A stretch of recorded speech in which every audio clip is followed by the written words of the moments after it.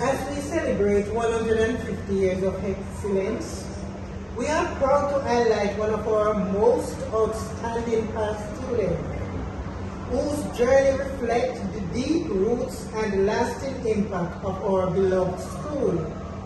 Miss Rosemarie Bailey, a dedicated early childhood educator, is currently teaching at a basic school, and she's a proud mother of 4 lovely children, followed in her footsteps by attending this same institution.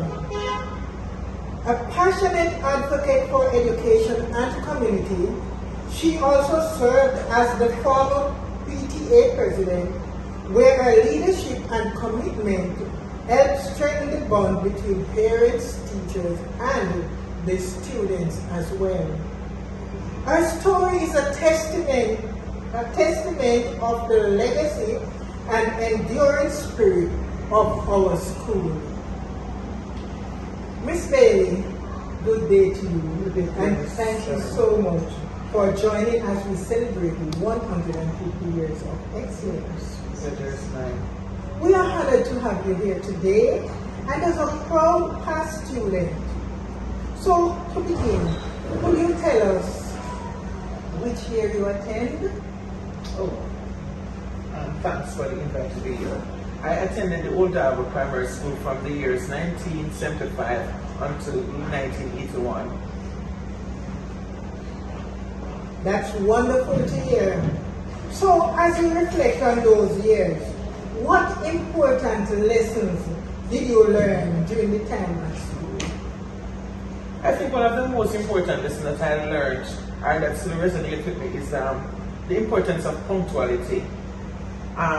Apart from the educational aspect of it, we were taught or we were drilled that we should be early. So there are times we were punished for being late. And then as a result of that, sometimes we will ensure, all the times we'll ensure that we're up early.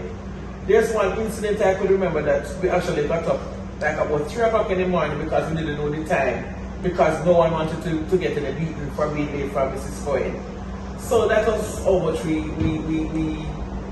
were scared of coming late, and it has impacted my life to the point where my children, while they attended this institution, they were always early. They went on to high school, and I remember 2 of them were given the task of ensuring that they maintained the early line at school because they were always early. So it's something that has remained with me until today. I don't try to go anywhere and be late.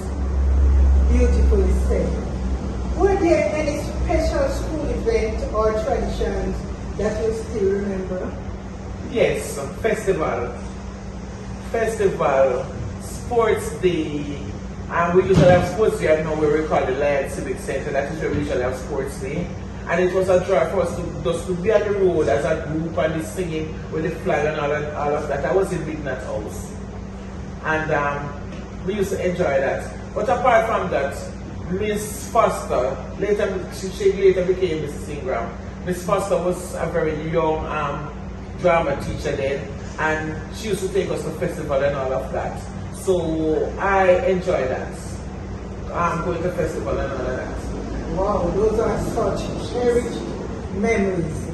Now, having seen the school improve over the years, what changes have you noticed compared to when you were a student?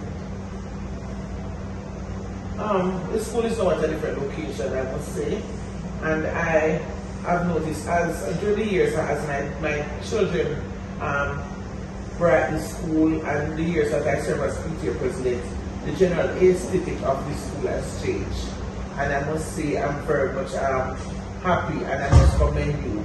But apart from that, there was a time when persons would look at Old Harbour Primary as the school that is at the bottom of the barrel. I have never harbored that thought because I know that greatness dwells within the walls of this institution, and there are a lot of past students who are testament to that. And I just a quick journey the other day by the University of the West Indies with one of my children.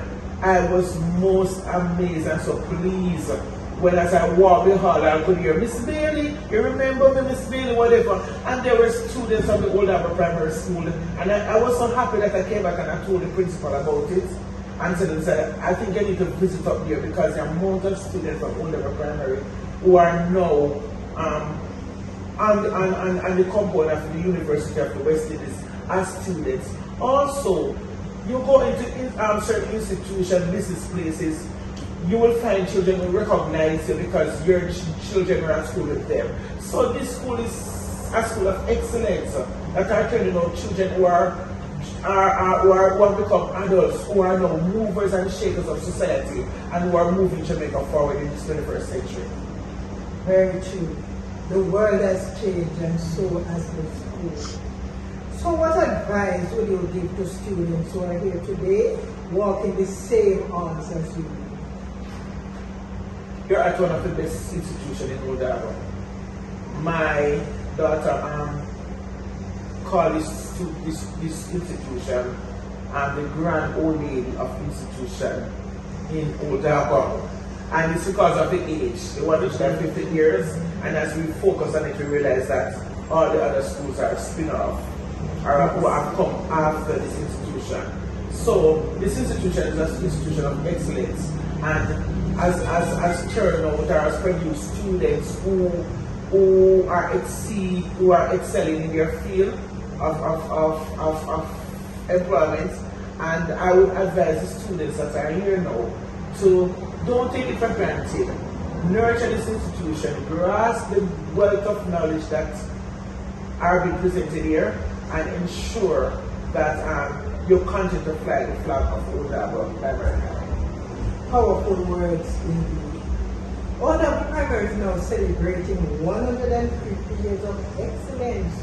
As a past student, how do you feel? How does this make you feel? I feel happy. And I'm glad to be a part of this institution. And one thing I can say, although I no longer have children here and I no longer serve here as PTA president, I will always be a part of this institution because this institution is in my community. So I will always know somebody who is at this institution. So I am most pleased to know that it's 150 years of service that this institution has offered to our community and continues to offer. And I just hope that during this time of celebration, we will relish as a community and as an institution the wealth of knowledge that this institution has and the great job that it has done over the years. Very good. So can you give us a little feel of what you did during the time when you were the PTA president?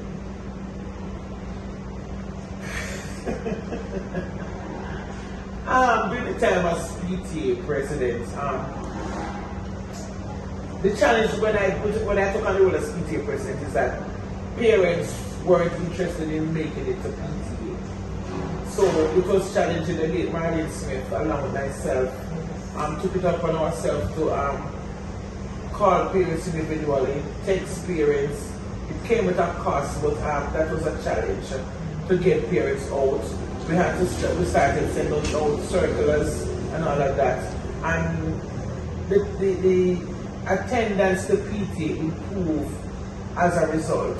Another thing that I was tasked is that each time we come to PT, I noticed it was the usual issues have to do with parents and teachers, and I felt that we could take another turn, another field. So what I remember, I'm interested in, I gave that plan to the late Lynette White, and she agreed that we could get persons who are professionals to come in and speak with our parents.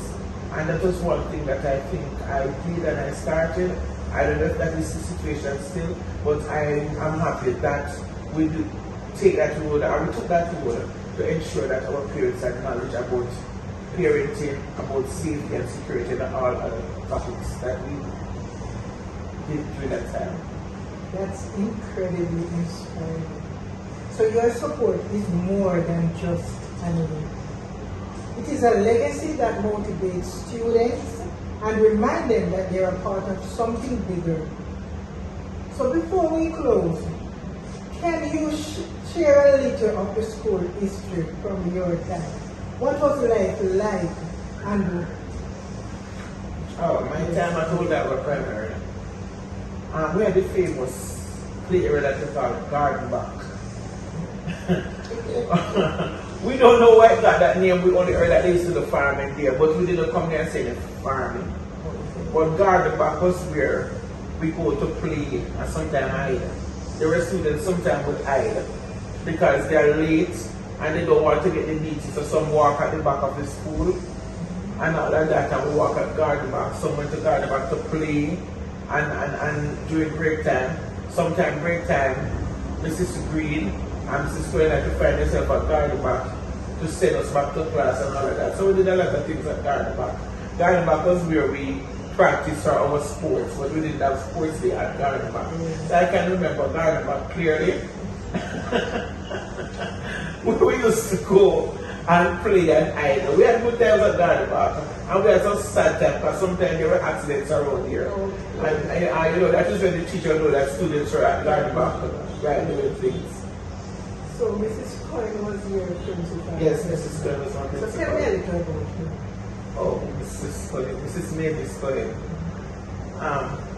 Mrs. Mavis Cohen was a strict principal, but she was a loving principal. I had the pleasure of having Miss Cohen teach me.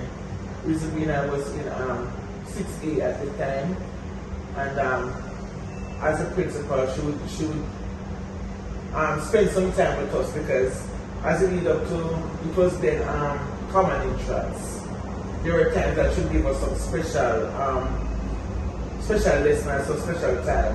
So I had the pleasure of having Miss Cohen teach me in lesson class and all of that. And if the teacher is not here.